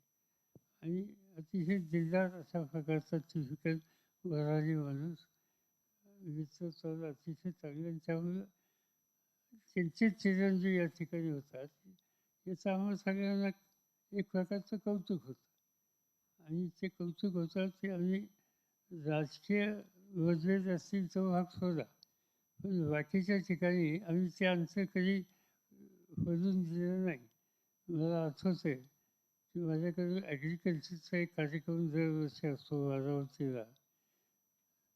तो मुख्यमंत्री झाल्यावर त्यांनी फोन करून मला कळवलं की मला यायची इच्छा आहे, आणि ते आले. तेव्हा त्यांनी असं काही बघितलं नाही की मी वेगळ्या पक्षाचा आहे, ते वेगळ्या पक्षाचा आहे. हे तारतम्य ते दाखवत होते. आणि त्यामुळे साहजिकच त्यांच्याकडे पेशवाई किंवा या पद्धतीनं वागण्याची आमची कोणाची इच्छा नव्हती. हां, नाही तुम्ही नाही, पण एक लोक टीका विचित्र टिप्पणी करतात ही गोष्ट खरी आहे. म्हणजे वरिष्ठ अंतुजेनं सुद्धा तो साथ झाला नाही असं नाही. हे दुर्दैवी आहे. नंतर तो परत एक म्हणजे महत्त्वाचा मुद्दा 19 साली सरकारला कमी मताधिक्य होतं. देवेंद्र फडणवीस मुख्यमंत्री झाले नाहीत. त्यावेळेला जो एक प्रयोग घडला, त्याच्यात सरसकटपणे कोणी तुमच्या तोंडावर कदाचित म्हणत नसेल, मागणं अशी एक चर्चा सुरू असते की अजितदादा आणि देवेंद्र फडणवीस हा सरकारचा जो प्रयोग झाला, त्या अजितदादांना तुम्हीच पाठवलं होतं. असं एक असं म्हणतात हे खरं आहे. पण मी पाठवलं असतं तर त्यांनी राज्यच बनवलं असतं. असे अर्धवट काही काम केलं नसतं. याच्यात काही अर्थ नाही. त्याच्यात दुसऱ्या काही गोष्टी आहेत. 2 गोष्टी होत्या त्यावेळेला स्पष्ट बहुमत कोणाला नव्हतं. म्हणजे आघाडी म्हणून जर बघितलं तर सेना आणि भाजपला होतं, पण सेना आणि भाजप एकत्र राहणार नाहीत हे आम्हाला दिसलं. आता महाराष्ट्रात काँग्रेस असेल, राष्ट्रवादी काँग्रेस असेल, आम्हा लोकांना जर आत्ता जे सत्तेत येऊ पाहतात त्यांना बाजूला करायचं असेल तर त्यांना सूचक आणि सोयीची भूमिका घेणं शक्य नाही. आणि म्हणून पहिल्यांदा निवडणूक झाल्यावर मी एक म्हणलं तो विशियस किंवा दिल्लीमध्ये स्टेटमेंट केलं. आणि मी स्टेटमेंट असं केलं की आता इथं स्वतः बहुमत दिसत नाही. देवेंद्र फडणवीसांना बहुमताच्यासाठी काही लोकांची कमतरता असेल तर आम्ही त्याचा गांभीर्याने विचार करू. तर ते माझं एक सेंटेन्स यांच्याबद्दल अंतर वाढवायला खूप उपयोगी पडलं. टिपिकल पवार स्टाईल स्टेटमेंट होतं ना, म्हणजे असं आहे, साधी गोष्ट आहे की त्यांनी एकत्र यावं असा प्रयत्न आम्ही केला तर आमचे सगळे लोक पुन्हा 5 वर्ष व्हायचे. त्याच्यापेक्षा आत्ता शिवसेनेत अस्वस्थता आहे हे दिसतंय, तातडीने आम्हालाच हवं आहे. तर त्याला पोषक स्टेटमेंट तात्पुरतं करणं यांनी काही नुकसान नाही. आणि याचा परिणाम माझ्या एका स्टेटमेंटवर सेनेच्यामध्ये ही पक्की खात्री आली की काहीतरी असं फडणवीसांच्याकडनं सुरू होण्याची शक्यता दिसते. आपणच पटकन जाऊया असं झालं. पण त्याबरोबर आणखी एक अशी एक वदंता होती त्यावेळेला, की तुम्ही थेट मोदी आणि शहांना सांगितलेलं आहे की महाराष्ट्रामध्ये भाजप आणि राष्ट्रवादी एकत्र येऊ शकतील. पण त्यावेळेला एक शब्दप्रयोग असा केला गेला, "गडी बदला." म्हणजे तुम्ही देवेंद्र फडणवीसांना जर बदलणार असाल तर आम्ही हां. म्हणजे ही गोष्ट स्वच्छ आहे की माझी आणि प्रधानमंत्र्यांची चर्चा झाली. त्यांची इच्छा होती की आम्ही एकत्र यावं. पण मी जाऊन त्यांना स्वतः त्यांच्या कार्यालयात हे शक्य होणार नाही. तुम्हाला अंधारात आम्हाला ठेवायचं नाही. आमची भूमिका ही वेगळी आहे. असं सांगितलेलं. स्वतः मी जाऊन त्यांच्या ऑफिसमध्ये सांगितलं. काय प्रतिक्रिया होती त्यांची? Of record. त्यांनी सांगितलं विचार करा. अजूनही विचार करा. पण तो पक्ष तयार होता. तो पक्ष तयार होता. त्यावेळेला वेगळे झाले होते ना. त्यांच्याची कटुता नाही, नाही, म्हणजे याच्यातलं माझ्यासारख्या निवडणूक झाल्याच्या नंतर जवळपास 1.5 महिन्याचे सरकार बनले नव्हतं. आणि त्यामुळे साहजिकच तिचं अंतर वाढत गेलेलं होतं. आणि त्यामुळे साहजिकच त्यांना कदाचित असं वाटत असेल की एक महाराष्ट्रासारख्या राज्यात एक स्टेबल गव्हर्नमेंट हवं असेल तर असं केलं तर कदाचित होऊ शकेल हे त्यांच्या मनात असावं. पण अख्खा भाजपचा प्रचार 2014चा असेल, 1995 सालचा असेल किंवा आता 2019चा असेल, हा राष्ट्रवादीच्या कथित घोटाळ्यांच्यावरती आधारित होता. तर असं असताना भाजपला राष्ट्रवादीकडे मदतीची याचना करावी लागली, हात पुढे करावा लागला. हे मदतीची याचना त्यांनी केली असं मी म्हणणार नाही. अशी चर्चा होती. आणि स्पष्ट सांगायचं म्हणजे त्याच्यात आमच्या ज्या अंतर्गत बैठका झाल्या त्या बैठकामध्ये आमचे काही सहकारी आणि काँग्रेसचे सहकारी यांच्यात कटुता वाढली होती. आणि त्यामुळे या परिस्थितीचा कदाचित फायदा घेणं शक्य आहे हा विचार कदाचित भाजपच्या काही नेतृत्वाच्या मनात असेल आणि त्यामुळे त्यांनी चाचपून बघितलेलं असेल. आता तुम्ही म्हणजे 78 सालचं तुमचं सरकार बघितलं तर म्हणजे तो चमत्कारच वाटतो. एका बाजूला समाजवादी होते, इकडे हसू अडवाणी होते, उत्तमराव होते आणि म्हणजे उजवे, डावे समाजवादी जे म्हणतात ते सगळे होते. ते सरकार तुम्ही हाताळलेलं आहे. नंतर अनेकदा दिल्लीमध्ये राजकीय तुम्ही पाठिंबा देणं-घेणं हा व्यवहार केलेला आहे. असं असताना आत्ताचं सरकार त्याच्यामध्ये सुसूत्रता आहे असं तुम्हाला वाटतं का? मला आत्ताचं सरकार एक 2-3 लोकांच्या हातात आहे असं दिसतं. बाकीच्यांना प्रत्येकाला स्वतःचं मत, स्वतःची धोरणं ही कृतीत आणण्याच्यासाठी कितपत त्यांना स्वातंत्र्य आहे हे आज मला नाही सांगता येणार. तर त्यांनाच विचारावं लागेल. पण असं दिसतंय कसं आहे की कुठलंही गव्हर्नमेंट चालवायचं असेल त्याचा जो प्रमुख असतो क्रिकेटच्या टीमचा कॅप्टन हा कॅप्टन आपल्या एंटायर टीमला इन्स्पायर करणार नसेल तर त्या टीममध्ये होऊजनिती राहत नाही. गव्हर्नमेंटमध्ये सुद्धा तसंच आहे. आणि विशेषतः मुख्यमंत्री हा जर राज्याचा असेल प्रधानमंत्री असेल तो आपल्या टीमला बरोबर घेऊन जाण्याच्या कृतीचा असेल तर तो गाडा नीट चालतो. आज तसं एक वाक्याचं चित्र मला त्या ठिकाणी कमी दिसतं. पण मग ही आघाडीची स्थिरता धोक्यात आहे असं नाही वाटत? ती केंद्रात होतं.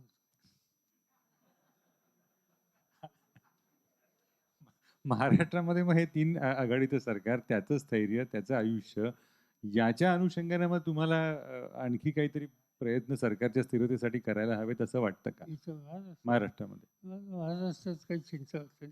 आता खरं सांगायचं म्हणजे महाराष्ट्रात प्रश्न आत्ता जो आला तो म्हणजे मुख्यमंत्र्यांच्या प्रकृतीचा. आणि त्यांच्या मणक्याचं एक ऑपरेशन झालं आणि त्याच्यामुळे त्यांना काही दिवस मर्यादा आल्या. पण आता असं दिसतंय गेल्या 10 दिवसापासून मी बघतोय की शासकीय कामं जेवढी आहेत, जेवढ्या फाईल्स आहेत, ह्या सगळ्या त्यांच्याकडे जातात त्या संबंधीचा निर्णय ते घेतात. एखाद्या प्रश्नाच्या संबंधी त्यांच्या मनात काही शंका असली तर ते तातडीने संबंधिताशी दूरध्वनीवर संपर्क साधतात आणि त्या संबंधीचे नंतर आपली मतं ही सांगून निर्णय घेतात. त्यामुळे निर्णय घेण्याच्या प्रक्रियेत आता काही अडचण नाही. आणि दुसरी गोष्ट अशी आहे की त्यांच्या टीममध्ये विशेषतः काँग्रेस आणि राष्ट्रवादीमधले जे लोक आहेत त्या लोकांना प्रशासनाचा अनुभव हा अनेक वर्षाचा आहे. अशोक चव्हाण मुख्यमंत्री होते, अजित पवार 10-20 वर्षांपेक्षा जास्त काळ त्यांचा विधिमंडळात गेला आहे, अशा बाळासाहेब थोरात. आणि त्यामुळं ॲडमिनिस्ट्रेटिव्ह एक्सपिरियन्स ज्यांच्याकडे अशा लोकांची टीम असल्यामुळं तिथं सरकार चालवलं काही फारशी अवस्था चिंतेची स्थिती नाही. 52 सालापासून निवडणुकांचा देशाचा विचार केला, सरकारांचा विचार केला, तर एक गोष्ट ठळकपणे स्पष्टपणे दिसते, ती लोकांना तितकी पटत नाही, की देशाची प्रगती जेव्हा जेव्हा आघाडी सरकार होतं देशामध्ये तेव्हाच झालेली आहे. म्हणजे स्थिर सरकार असलं की म्हणजे एककल्ली कारभार होऊ शकतो. तर 2024 साली सुद्धा अशीच परिस्थिती निर्माण होईल आघाडीची, असं तुम्हाला वाटतं का? आणि तसं असेल तर आघाडी सरकारचं नेतृत्व, चेहरा कोण, हा जेव्हा प्रश्न येतो तेव्हा तुमचं नाव त्याच्यामध्ये पुढे आणलं जातं. त्याविषयी तुम्हाला काय वाटतं? हे 2 गोष्टी आहेत त्याच्यामध्ये. मी स्वतः माझ्या पुढचं ठरवलेलं आहे की पक्ष आणि बाकीच्या क्षेत्रात ज्याच्यात आपल्याला असतात तिथं अधिक लक्ष द्यायचं. पोझिशन, अथॉरिटी, ॲडमिनिस्ट्रेटिव्ह रिस्पॉन्सिबिलिटी याच्यात मदत करायची, पण प्रत्यक्ष जबाबदारी घ्यायची नाही. कारण कुठंतरी आपल्याला नवीन पिढी ही तयार करण्याच्या बद्दलची काळजी घेण्याचा वेळ आहे. माझ्यासारख्या आता माझं वय लक्षात घेता, वयाची मला चिंता नाही, पण हे राज्य की या देशामध्ये देश आणि राज्य चालवण्याच्या संबंधीची कोच ज्या घटकांच्यावर आहे, ज्या सहकार्यांच्यात आहे, त्यांना प्रोत्साहित करणं, त्यांना मदत करणं, मागितल्याचा सल्ला देणं आणि आज राज्याचं सकट नीट रस्त्यावर चालेल याची काळजी घेणं, आज मला त्याची आवश्यकता वाटते. आणि त्यासाठी आणखीन कुठलीतरी पोझिशन नजरेसमोर ठेवून अजिबात माझ्या मनात तो विचार नाही. मग तसं असेल तर नेता कोण दिसतो? म्हणजे काही थोडेसे यश मिळालं, म्हणजे पश्चिम बंगालचं असेल तर ममता बॅनर्जी जसं काही पंतप्रधान झाले असंच त्यांचं साधारण वर्तन होतं. काँग्रेस अस्तित्वात आहेच कुठे वगैरे असं त्यांनी विधान केलं, तुम्ही सांभाळून घेतलं की काँग्रेसशिवाय आघाडी होऊ शकणार नाही.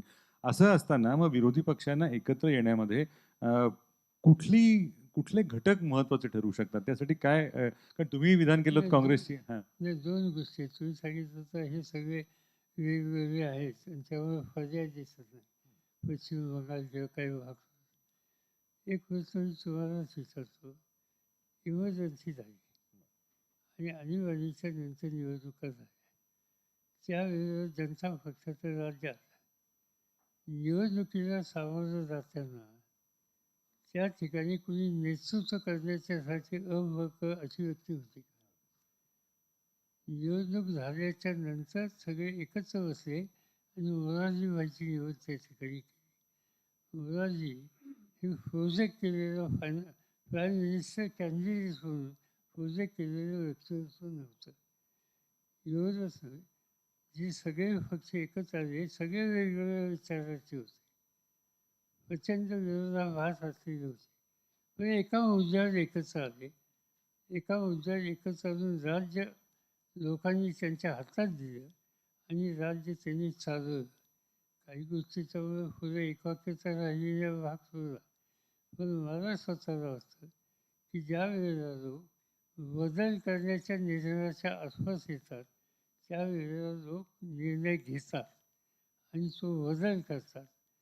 आज आम्हा लोकांची जबाबदारी, आम्हा लोकांची म्हणजे मी ज्या वयागटात आहे त्यांची, की अशी स्थिती येण्याचे चित्र दिसत आहे. अशा वेळेला हा देश नीट चालवू शकतील अशा प्रकारचं नेतृत्व ठिकठिकाणी पोटेन्शियल दिसते, त्यांना एकत्रित करणं आणि त्यांना या रस्त्याने जायला हातभार लावणं. खूपच महत्त्वाचं विधान आहे, की बदलाच्या भावना तयार झाली, की बदल होतो. समोर कोण आहे कधीच बघितलं जात नाही. पण आत्ता परिस्थिती अशी आहे, की या बदलासाठी काँग्रेस मुळात तयार आहे का? कारण तुम्ही स्वतःच म्हणाला होतात, की पडक्या गडीसारखी त्याची अवस्था झालेली आहे. या बाकीच्यांच्या आघाड्यांखाली जर काँग्रेस सहभागी होणार नसेल किंवा कमीपणा घेणार नसेल, तर भवितव्य काय? मला काँग्रेस सरकारी सहभागी होणार नाही असं वाटत. नक्की सहभागी होतो. माझं त्यांच्याशी डायरेक्ट डायलॉग असतो आणि त्यांची काही मतं असतील. अनेकांची वेगळी मतं असू शकतात. मिनिमम कॉमन प्रोग्राम काय असावा याच्याबद्दलची मतं असतात, नाही असं नाही. पण अशी स्थिती देशात होत असेल तर तेव्हा आपली जबाबदारी काय याचं भान काँग्रेससह सगळ्या पक्षात आहे. म्हणजे हा एकत्र येण्याचा मुद्दा असू शकतो असं तुम्हाला ठामपणे वाटतं. तुम्ही आशावादी आहात. नक्कीच आहे. कारण यातला एक महत्त्वाचा मुद्दा असा होतो, की भाजपचं म्हणजे विशेषतः मोदी यांचं राजकीय यश काय असेल गेल्या 2014 पासनं, तर त्यांनी एक छान एक कथानक तयार केलेलं आहे. त्या कथानकाचं एका वाक्यातलं सूत्र असं आहे, "पण समोर आहेच कोण?" त्याला प्रतिवाद करणं विरोधकांना अजून जमलेलं नाही. असं नाही तुम्हाला मी तुम्हाला आत्ताच उदाहरण जे दिलं, 77 इंदिरा गांधींच्या समोर कोण होतं?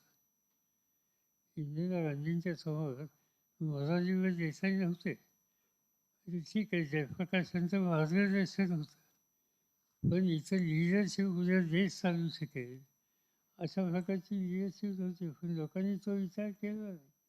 लोकांनी इथं पण परिवर्तन करण्याची गरज आहे. आम्हा लोकांनी ज्या काही चुकीची भूमिका घेतल्या इमर्जन्सीमध्ये त्याच्या संबंधीचा आपला राग व्यक्त करायची त्यांनी संधी घेतली आणि निर्णय घेतले. आज सुद्धा त्यापेक्षा वेगळी परिस्थिती येणारच नाही असं म्हणता येणार नाही. अ, दुसरं मोदींचं एक यश असं असतं दिसतंय ते, की ते लोकांनी स्वीकारलेलं आहे असं म्हणता येईल राजकीय निर्णयानुसार. तो मुद्दा असा की म्हणजे जेटली जसं म्हणायचे, की भाजप आणि CPI म्हणजे डावे सोडले, तर बाकी सगळे पक्ष हे घराण्यांचे पक्ष आहेत. त्यामुळे हा काही पर्याय असू शकत नाही. असं ते त्यांनी एक कथानक तयार केलंय, ज्याला एक मध्यमवर्ग ज्याच्यावरती विश्वास ठेवताना दिसतोय.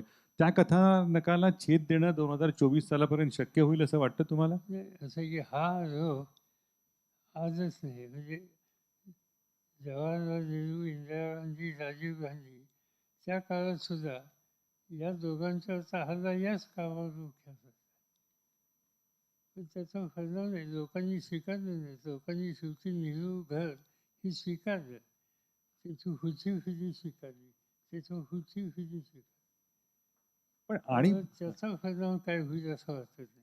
आणीबाणीचा काळ आणि आताचा काळ याच्यामध्ये एक मोठा फरक असा दिसतोय, की मध्यबिंदूच्या उजवीकडची विचारधारा मोठ्या प्रमाणावरती लोकं स्वीकारतायत असं दिसतंय. इंदिरा गांधींच्या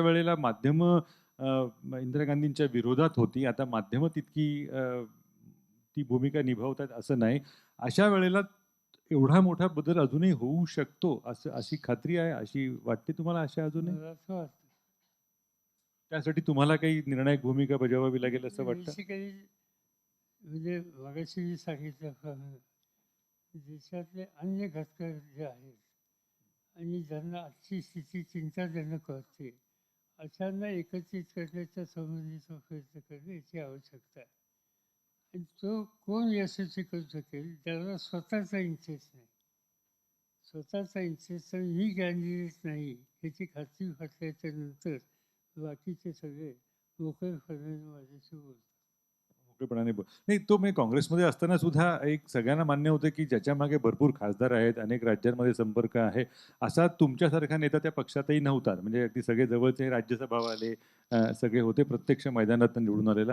तरीसुद्धा ते स्थान असायला हवं होतं ते मिळालं नाही. तर मला शेवटचा एक मुद्दा असा विचारायला आवडेल, की ज्योती बसू सलग अनेक वर्ष पश्चिम बंगालचे मुख्यमंत्री होते. तरीसुद्धा राष्ट्रीय स्तरावरती ते प्रादेशिक गणले गेले नाहीत. महाराष्ट्राच्या बाबतीत नेमकं असं काय घडतं, की महाराष्ट्राचा नेता हा प्रादेशिकतेच्या मर्यादेमध्ये अडकतो आणि त्याला राष्ट्रीय स्तरावरचं जेव्हा स्थान मिळायची वेळ येते, तेव्हा ते नाकारलं जातं. हे दोन गोष्टीचे तुमचा प्रश्न हा पूर्ण बरोबर असं मी म्हणणार नाही. आता यशवंतराव चव्हाणांच्यासारखं नेतृत्व होतं नॅशनल नेतृत्व देशाच्या पातळीवर आंतरराष्ट्रीय पातळीवर सुद्धा त्याला एक स्थान होतं. त्यामुळे ॲक्सेप्टेबिलिटी होती.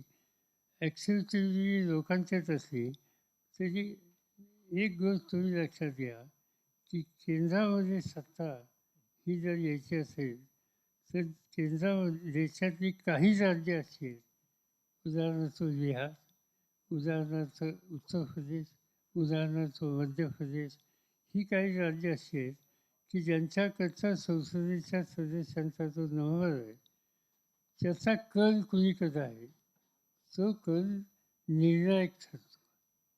मोदींनी एक गोष्ट चांगली केली त्यांच्या पक्षाच्या दृष्टीनं, की ते लोकसभेला उत्तर प्रदेशमधनं उभे राहिले, वाराणसीवरनं. आणि त्यामुळं उत्तर प्रदेशच्या लोकांनी आपल्या भागातला किंवा आपल्या राज्यातली व्यक्ती देशाचा प्रधानमंत्री होतोय, त्यामुळं त्या पक्षाला मदत करण्याच्यासाठी त्यांनी हात आखडता ठेवला नाही. आम्ही लोकांनी याची कधी भूमिका घेतली नाही. म्हणजे मी आता माझ्या दृष्टीने केली 14 निवडणुका मी लढवल्या आणि या 14 निवडणुकीमध्ये 7 निवडणुका लोकसभेच्या लढवल्या. पण त्याच्यात मी असा कधी विचार केला नाही की आपण मध्य प्रदेश किंवा उत्तर प्रदेशमध्ये जाऊन उभं राहावं आणि त्याचा एक संदेश दिला आणि त्याच्यातून कन्सॉलिडेशन करण्याचा प्रयत्न करावा, हा विचार आम्ही कधी केला नाही. आणि ही कदाचित कमतरता असेल किंवा आपल्या राज्याच्या बद्दलची अधिक बांधिलकी असेल. तो विचार त्यांनी केला, त्याचा लाभ त्यांना होतो. शेवटचा प्रश्न मला आठवतं पश्चिम बंगालच्या निवडणुकीची हवा जेव्हा तापली होती तेव्हा खाजगी गप्पा मारताना तुम्ही एकदा असं म्हणाला होता त्यावेळेला त्या माध्यमातल्या बातम्यांवरती वगैरे काय जाऊ नका, हवेवरती काय जाऊ नका, तिथे भाजप काही येणार नाही, ममता बॅनर्जींचा दणदणीत विजय होईल. तसा झाला. उत्तर प्रदेश विषयी तुम्हाला काय वाटतं? उत्तर प्रदेश आजची स्थिती 50% 50% होती. क्लिअर कट रिझल्ट मिळेल बी जे पीला असं आज मी सांगू शकत नाही. तुम्ही जर बघितलं गेल्या 15 दिवसात किंवा महिन्यातले दिल्लीच्या बाहेर प्रधानमंत्र्यांचे दौरे कुठं झाले? आठवड्यातनं 2दा ते UP-मध्ये आहेत. का जातात UP-मध्ये पुन्हा पुन्हा? आणि तुम्ही जर बघितलं तर आता एक नवीन पद्धत निघाली की प्रधानमंत्री जातात कुठल्याही ठिकाणी राज्यात आणि एक काही हजार कोटीचे प्रोजेक्ट जाहीर करून टाकतात.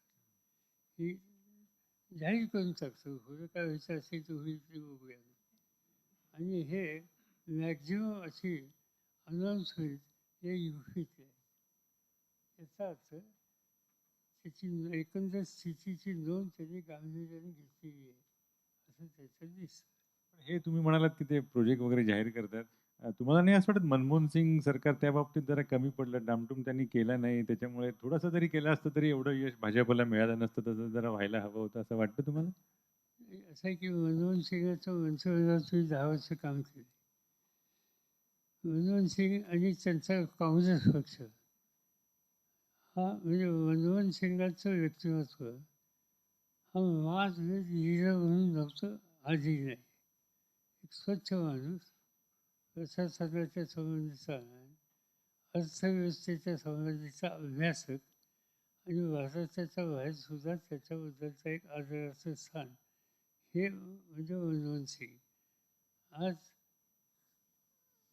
त्या मनमोहन सिंगांच्याकडून काँग्रेस पक्षाने सुद्धा उद्या निवडणुकीमध्ये यश संपादन करण्याच्यासाठी त्यांना प्रोजेक्ट करावं असा कधी विचार केला नाही. मनमोहन सिंगाची पुण्यातली सभा मी ऐकली होती, आठवतोय. म्हणजे अगदी अतिशय सभा म्हणजे सभाच नाही अशा अर्थाची फळाची. आणि त्याचं कारण मनमोहन खऱ्या सिंग अर्थाने मन की बात. ते मास विथ लिडर्स नव्हते आणि त्यांच्या पक्षाची सुद्धा त्यांच्याकडून सुद्धा अपेक्षा नव्हती. आज भाजपची अवस्था तशी नाही. आज संसदीय पक्षाचं जे नेतृत्व त्यांच्याकडे आहे आणि त्याच्यावर त्यांची पकड आहे. बाबासाहेब इथे रागावू नका, पण ते सांगतात किंवा मधल्यानं ध्वनीत करतात की तुम्हाला पुन्हा निवडून यायचं आहे, तुम्हाला पुन्हा निवडून यायचं आहे. याचा अर्थ माझ्याकडे दुर्लक्ष करून किंवा मी सांगतो त्याकडं दुर्लक्ष करून चालणार नाही, हा संदेश होता, इशारा ते अनेकदा देत असतात आणि त्याचा परिणाम त्याच्या पक्षाच्या लोकांचा होतो. तो असा इशारा देण्याची स्थिती मनमोहन सिंगांची नव्हती. पक्षाध्यक्ष आणि सत्ता दोन्ही एका हातात जवळपास असल्यासारखा तो एक परिणाम झालेला असेल. तर काँग्रेसच्या काळात तसं कधी नव्हतं. नाही, काँग्रेसच्या काळातही होतं. इंदिरा म्हणजे गांधी मनमोहन सिंगांच्या काळात. मनमोहन सिंगांच्या काळात नव्हतं. नरसिंहराव, इंदिरा गांधी, जवाहरलाल नेहरू, लाल बहादूर शास्त्री आणि मनमोहन सिंग हे दोन सोडले तर सगळे काँग्रेसचे अध्यक्ष होते आणि प्राईम मिनिस्टर होते. पण आत्ताचे प्राईम मिनिस्टर हे काय पक्षाचे अध्यक्ष नाही. हा, ते कागदावरती नाही आहेत. खरोखर शेवटचा प्रश्न. दुसरा एक भाजपचं यश, राजकीय यश मान्य करायला हवं की त्यांनी अन्य सर्व पक्षांना धर्म या विषयावर काही ना काही भूमिका घ्यायला लावली. तर या अनुषंगानं राजकारणामध्ये जो काही बदल झालाय त्याविषयी तुमचं मत काय? या बदलाकडे तुम्ही कसं बघता? पॉईंट असा आहे की जर आपल्याला देश खऱ्या अर्थाने खुलं नाही, जवाहरलाल नेहरू नेहमी सांगायचे की सायंटिफिक टेलिफोनवर अधिक विश्वास ठेवा, त्याला प्रोत्साहन द्या. तिथं आपण धर्म आणि या गोष्टी दात हे काढत बसतो, भाषा काढत बसतो, तर कसं खुलं होतं. गेले 2-3 दिवस आपण वर्तमानपत्रात वाचतोय की कोणतरी एक साधू, नाव मला लक्षात नाही, पण त्यांची काहीतरी भाषणं गांधीजींच्या बद्दलची आली. आता मला नाही वाटत म्हणजे BJPच्या विचाराचा माणूससुद्धा त्याला सगळ्यांनाच ही अशी पसंत करतात असं नाही.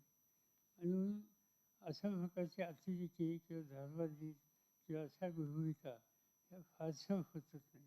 तुम्ही कधी अंगठ्या, असे गंडे दोरे किंवा बाबा बाबा असं कधी करताना दिसत नाही. तुम्हाला कधी मदत नाही घ्यावीशी वाटली या मंडळींची? वाटते कधी आणि कधी गेलोही नाही. मला असं वाटतं तासभर झालेला आहे आणि तास दिलेला होता. थांबायला हवं. यांच्याशी गप्पा मारणं म्हणजे या कुठल्या कुठल्याही विषयावर असू शकतात हे अनेकदा अनुभवलेलं आहे. त्यामुळे त्या बराच काळ चांगल्या मुद्द्यांसह चालवू शकतात हे आपल्याला पैकी अनेकांना माहिती असेल. आपल्या सगळ्यांचे मनापासून आभार. विठ्ठल मणियारजी इथे आहेत. त्यांनी या पुस्तकासाठी खूप मदत केली. बाबा कल्याणी त्यांचा कार्यक्रम बदलून आले. हे सगळ्यांचे आणि आपले मनापासून आभार. धन्यवाद.